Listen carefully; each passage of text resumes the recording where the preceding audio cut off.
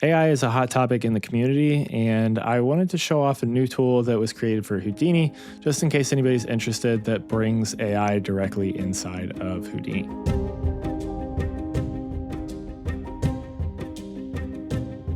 So if you jump over to the website, this will be in the description, but it is VEXpert.tools. This is a new tool that was created for Houdini. It is basically a VEX agent that is going to work with VEX. It's been trained on all of the documentation for VEX, and it's supposed to be better than, like ChatGPT or whatever to write VEX for you or help you explain it, whatever it may be. So let's not dive into whether you should or you shouldn't use AI. That's, your decision to make. If you want to use it, then use it. If you don't, then don't. I'm not going to say that you should or shouldn't, and I don't want that to kind of be the discussion that's going on here. You can make that decision for yourself. The other thing I want to say is I was given access to this. I was asked to take a look at it during its beta, and I gave some feedback, and then I was given access to this, and I asked them if I could make a video on it. So we're going to just take a look at it and see what it is capable of and what it's all about. So here we have this. I'm not making any money off of this. It's just simply I was given access to that. Just want to be fully transparent there. But this is going to be a subscription thing. So you can pay just a little bit here, and it's a little bit cheaper than like a ChatGPT subscription. And you get like 300 to 450 prompts depending on what you do. And it will help you, write VEX code inside of Houdini. There's some different example projects and an installation guide along with, a little roadmap type information going on here on the website. Go ahead and check that out. Like I said, the link will be in the description.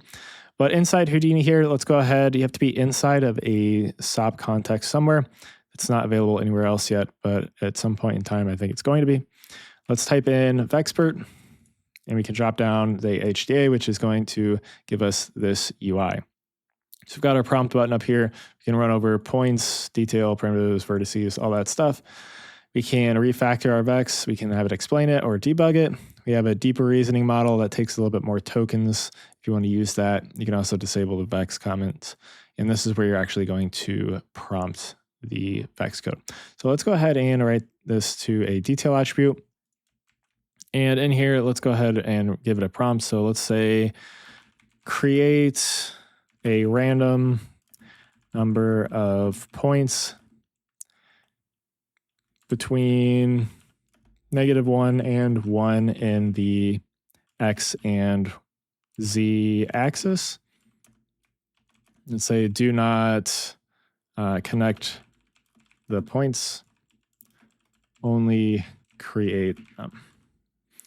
And then we can prompt it.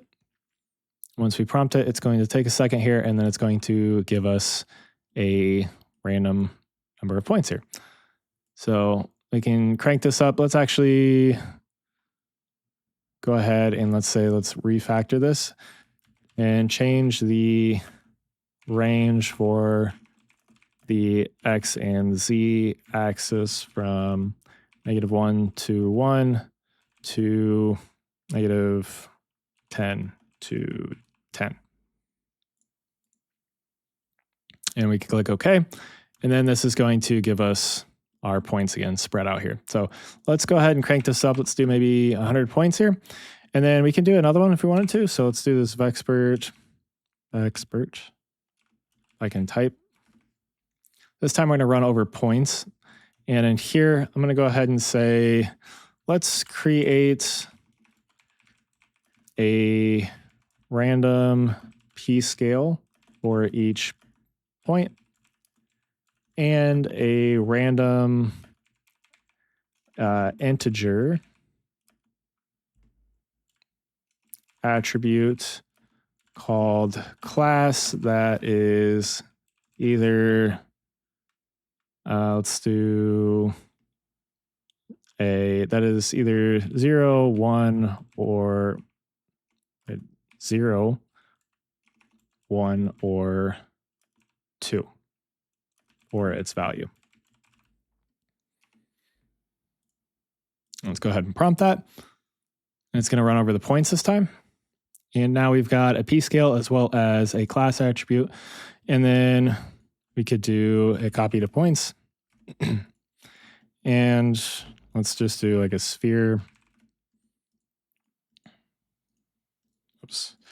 A box.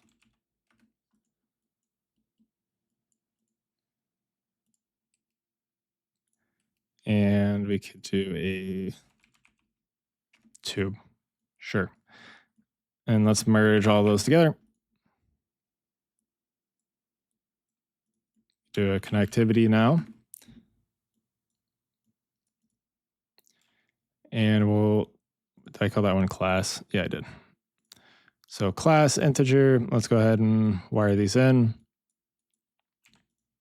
And we can do piece attribute named class. All right, so it seems to have worked somewhat well. The random p scale seems to go from -1 to 1. So we don't want that. So let's maybe come back in here and say refactor VEX. The p scale goes from 0 to 1, and 0 to 1 in the x axis currently. Can we make that random based on the PTNum?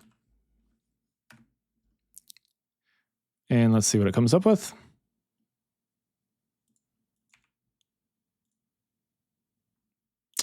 Whoops, I clicked the wrong button there. Let's go back. The p scale needs to be random based on the PTNum. Let's see what it does with that. There you go. And looks like it's still wanting to do it based off of the x-axis. So there is some stuff that it doesn't seem to want to work super great on. So you have to play around with it, just like anything with the, actually, I guess it's basing off this ramp. I didn't even pay attention to that. So again, I didn't do what we had asked for it, I guess. Yeah, C2. Okay. So it's not exactly doing, what we had asked, but it does give you, I guess, a little bit of extra control that you can play around with there. So it's like anything with AI, you have to mess around with it and, do things kind of multiple times sometimes to get exactly what you want. That is just kind of how AI agents seem to work, but it is something that's interesting. Like I said, it is directly inside of Houdini. If we wanted to, we can have it go and just explain this VEX. So let's see what it does with that. Take a second here. And then actually it looks like it creates, I didn't know that it did this. It looks like it creates a summary for you. So float C generates a random float between 0 and 1, uses the current point number as a seed, so each point gets a unique but consistent random value. P-scale channel ramp uses the random value seed as an input to the ramp parameter. So it does a pretty good job of explaining the VEX here, which honestly is something that I think the AI does a pretty good job at, is explaining code. And that's definitely one of the better things that you can use it for, in my personal opinion, but I don't want to get too far into that. But anyways, this is VEXpert. Obviously, you can do some more complex things with this. You can get as simple or as complex as you want with it. I just wanted to show a couple of things with it, how you actually go about using it inside of Houdini, and just make people aware of it if they're interested in it. But like I said, this is VEXpert. You can go to VEXpert.tools. I'll leave that link in the description. Again, I'm not making anything off this. I just wanted to show that it is out there and that you can use it. If you want to just stay directly inside of Houdini, you don't have to jump back and forth outside of Houdini, then this is an option for you. So hopefully this helped you out. If you're interested, go ahead and check that out. If not, then just don't, I guess. Anyways, thank you guys for watching and have a good day.